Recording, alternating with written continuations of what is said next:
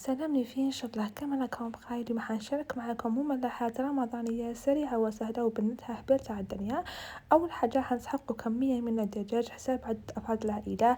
لا كنت في بزاف ديري حتى إصدار كامل، ولا كنتو شوية ديري نص إصدار.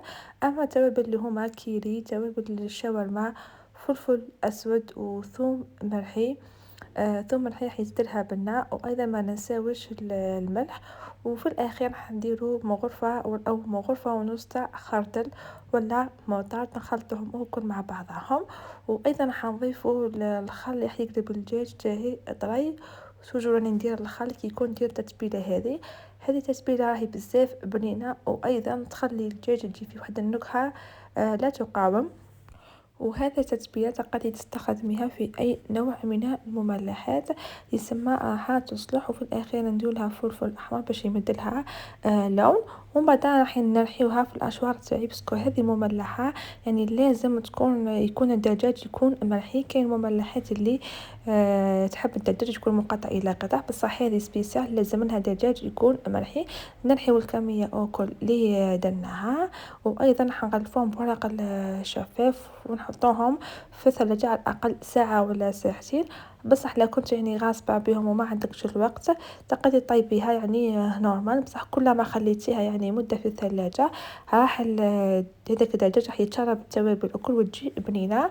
نطيبوها في المقلاة عادية، نديرو شوية زيت باك ما نكثرش الزيت، وساعة على ساعة أنا نحركو. شوفوا يا البنات ذيك البنة واش نقول لكم، هذه يعني هذه المملحة راح تجيكم هايلة. وايضا اليوم حنجرب هذا الجبن اللي كلهم حضروا عليه ودير ضجه. حابه نشوفوا اسكو مليح صح كما هضروا ولا عادي باك. باسكو شفتو داير ضجه قلت نجربو هو وهذوك فايات تاع الطاكوس صغار، حبيت نجربهم. دوكا حنديرو نديري ملعقه ولا ملعقه ونص ولا حتى زوج ملاعق تاع فرماج، اي نوع من الفرماج. كلما كان الفرماج بزاف راح تجيكم بنينه.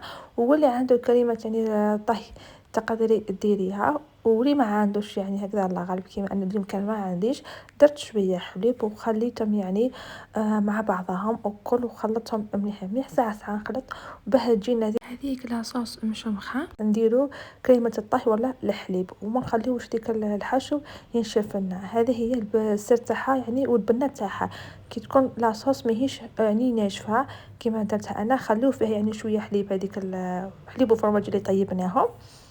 وايضا ندهن الفايات تاع الطاكوس تاعي بشويه جمر باش كي تاكليها تحسي بالبنه.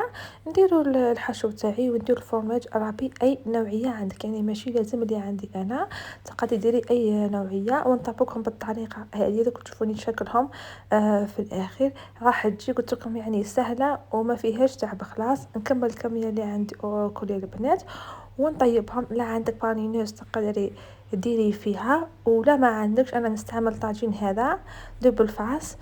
نطيب فيه يعني واش يجيني روعه يعني، ويجيني طيابو حتى كما نقولوها مليح وكيما تاع البانينوس، يعني ما فيه حتى مشكل. هذا الطاجين عجبني بزاف ونستخدمه يعني في كلش.